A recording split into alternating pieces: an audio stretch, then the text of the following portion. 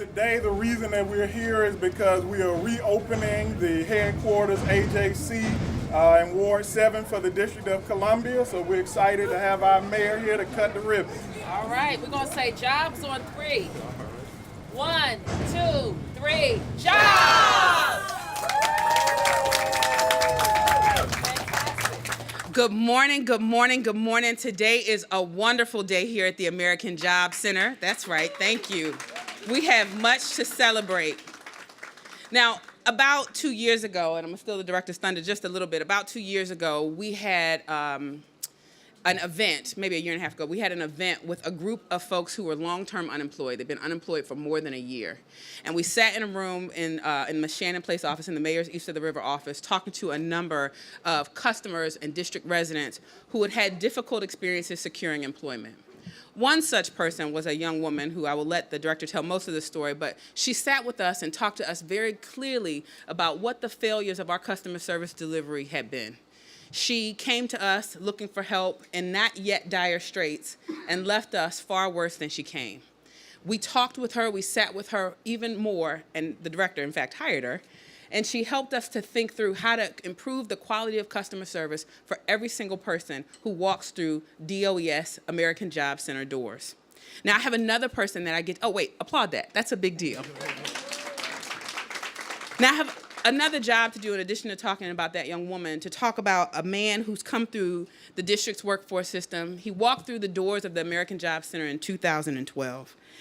The AJC, then called the DC One Stop, directed him to a program initially run by Charles Jones, now way overseen by Charles Jones, called Project Empowerment.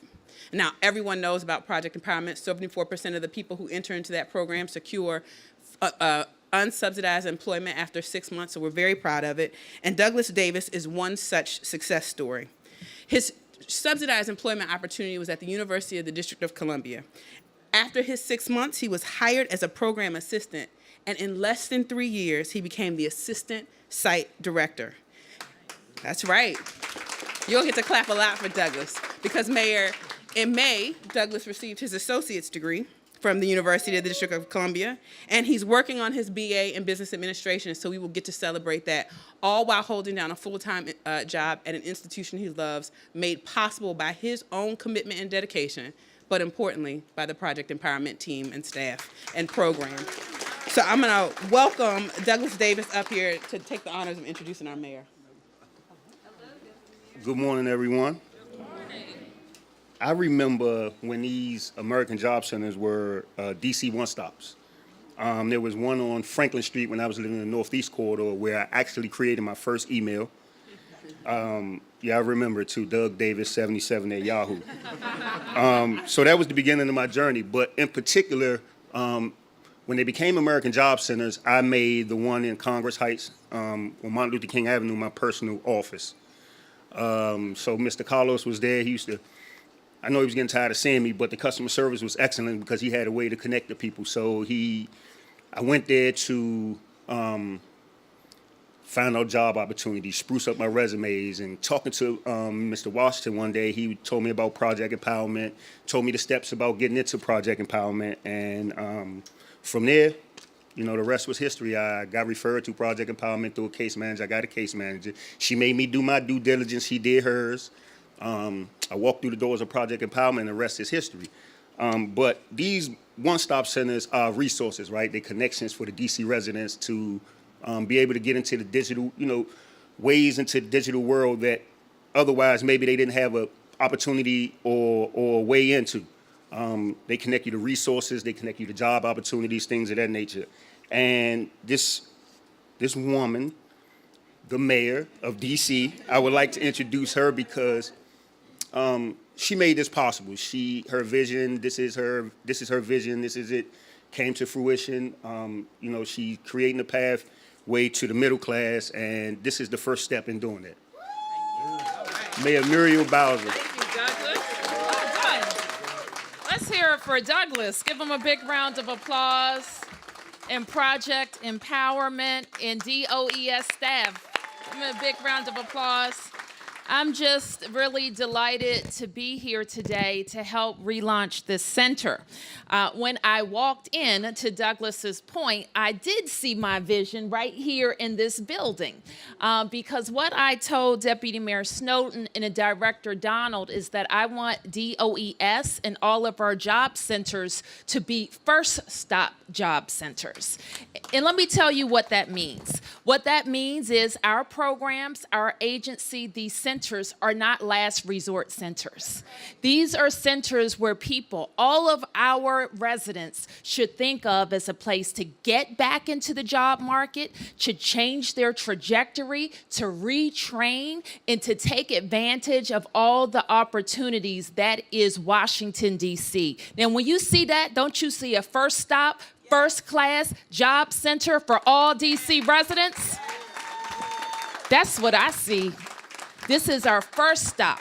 And I am just very happy that Councilwoman Silverman has joined us and that we can make this discussion of opportunities and the new American Job Center headquartered right here in Ward 7 part of Obviously DC Week.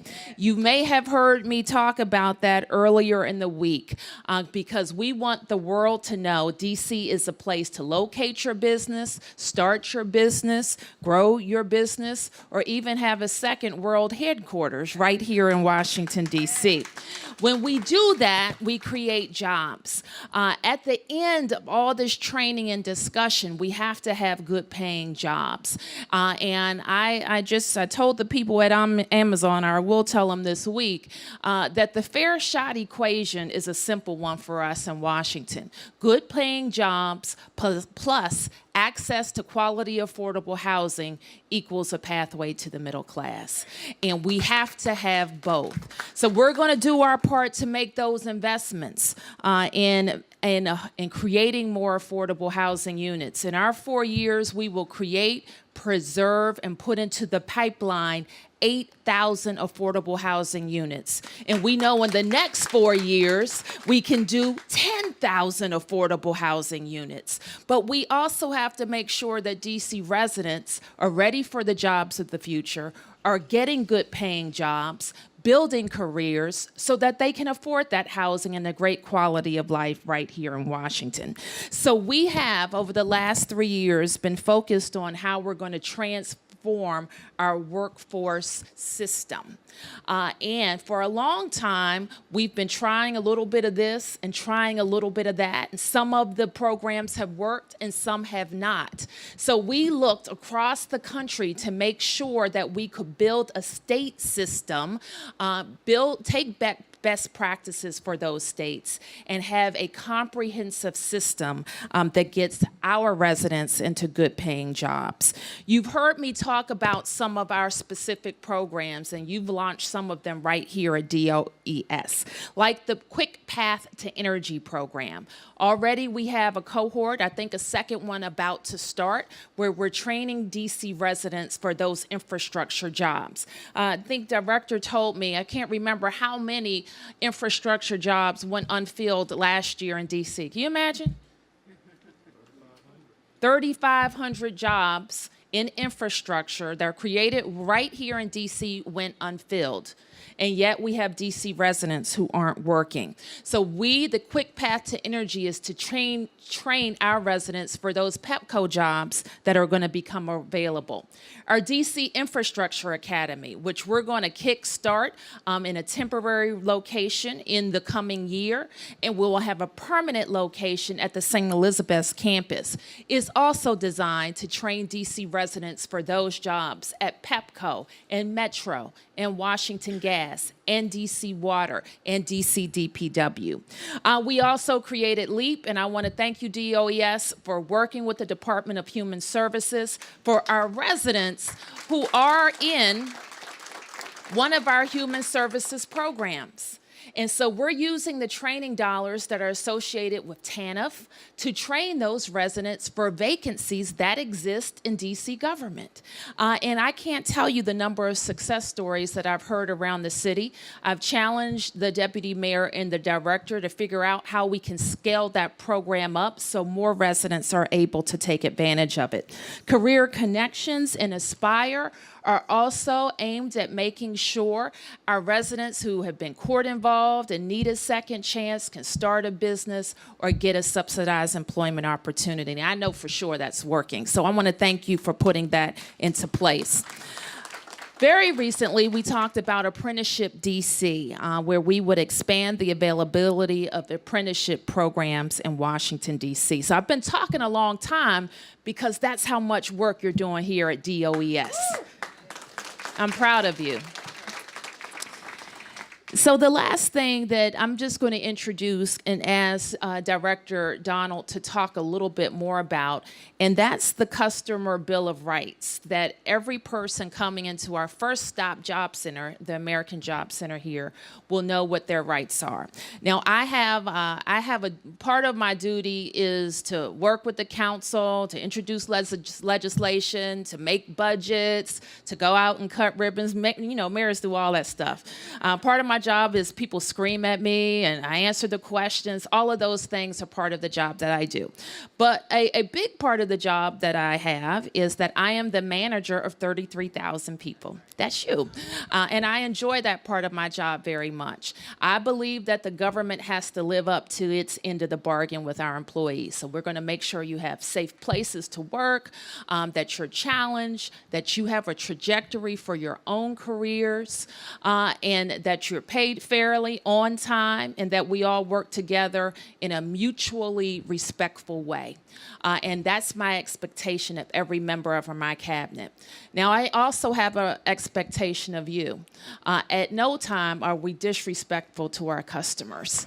And we have to make sure that they understand when they come in, there are certain expectations that we have of them, and they should hold us to those same standards. And I so appreciate that this department stepped up at a new, rebranded, relaunched center to say, customers, this is how our relationship is going to be. This is how you treat us, and this is how we'll treat you. And we want you to know what those rights are. So again, I'm bursting with pride and happy for the work that DOES has done in almost 3 years that I've been mayor. And before that, I've had the opportunity to work with you on a lot of different programs.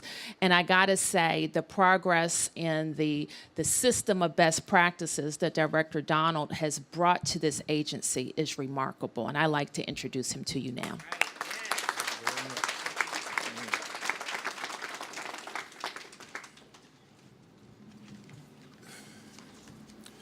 So I'll start off, I guess, first by recognizing, I know Deputy Mayor likes to tell this story, but I get the honor today. So Ebony, you'll raise your hand because some of the people just know who she is. So within my first 2 weeks, I'll tell you the first thing that the mayor kind of made clear is that not only is having a pathway to the middle class very important, but that there are other components that have to get done. And so the first thing is that our residents have to have clear access and an understanding of what services are available to them.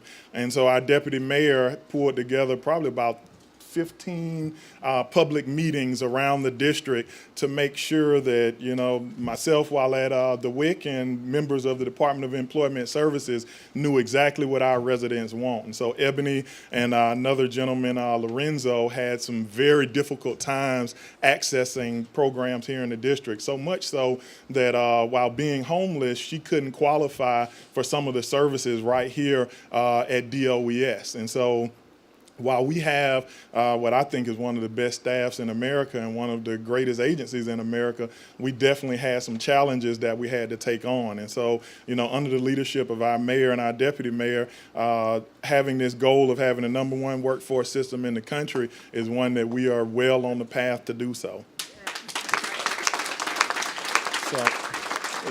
And so very quickly, when you talk about being the #1 system in the country, many times you talk about data points or broad performance measures, but I know in my first meeting with our mayor, she didn't mention anything about data and performance. She talked about people. And so I know for sure that the one thing we have to do is make sure that the flesh and blood residents who actually access our services, and the brick and mortar businesses behind the data actually have access to training, business, and employment services in a world-class fashion. And so as we do that, step one, I think you see today, is that we've refreshed the center, and not only are we having the traditional services that are available through the Job Center, but now businesses can also access services here, and so can our youth. So that is something that hasn't been done really anywhere in our region, so we're excited about it.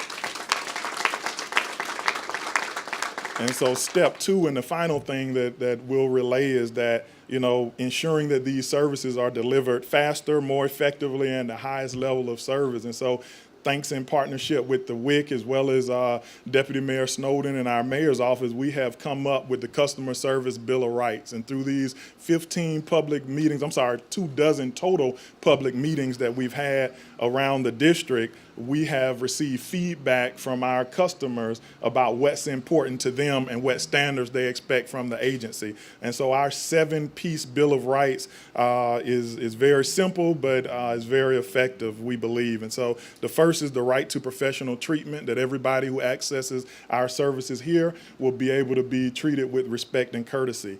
The second is the right to know who is assisting you.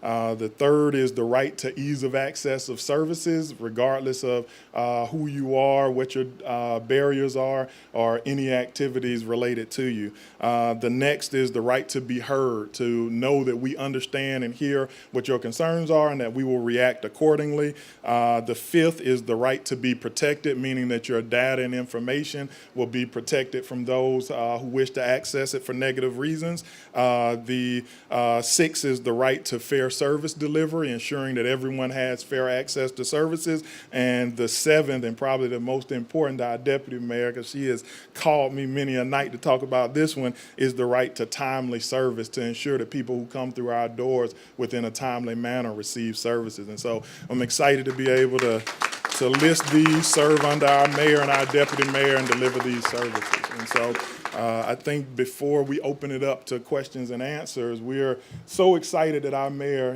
made sure to ensure that today could happen, that we just wanted to present her with a few things. And so with that, I will welcome up Dr. Morris Hughes and a couple of members of our executive team who often don't get to shine. Mr. Sheik, who is leading one of the top 5 workers' compensation programs in the country. So when you talk about world class and first class, you do have to deliver. And so not only are we off high risk, we've got some big time leaders in programs. So got a blazer and a couple of photos for our mayor. Oh, we're gonna put this one on display.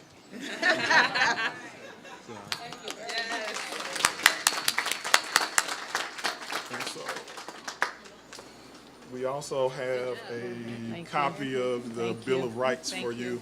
That's lovely. And hopefully it's a big place in your office for that awesome plaque. Thank you so much. Thank you. Thank you so much. And last but not least, Last but not Thank least. you. That's the official photo. that's This it. one, yeah. Thank you so much. Thank you. Thank you, DOS. Thank you. The director I should note that the director came in for a meeting with me last week, and I have a sweater from DOES, and it was a little chilly in the office that day, and I didn't put it on because he was coming. I put it on because I was cold, but he said, I like that sweater, and now I have a blazer. So with that, I'll take any press questions on topic and then off topic. Is the center available only to DC residents for exclusively DC jobs, or what is the? Yes, this is a center for DC residents and businesses, including young people of all ages. The director just mentioned that the business function is a new one, where businesses will be able to come in and access some services here. But we connect people to jobs all over the region. Anything else? As far as residents that may need interpretation of language so they can get access? Sure. Is that an access here? Yes, and let me have the director speak specifically about that. Yes, ma'am. So we have a language access coordinator. We also, in partnership with USDOL, have incorporated all of our materials in additional languages. I think we had a goal of September 30th to translate everything into Spanish, specifically in our UI programs, and we beat that by about 2 weeks. So yeah, we're up to date. But let me also call everybody's attention to jobs that are available in DC government, because we are hiring across all of our departments, and we're always looking for people who are multilingual. So if you fit that category, please also know that you are welcome here at DC government and apply for a job.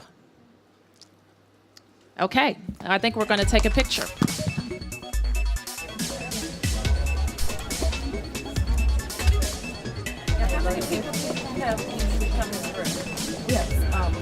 Here, probably about 125 a day, unique, but more than that.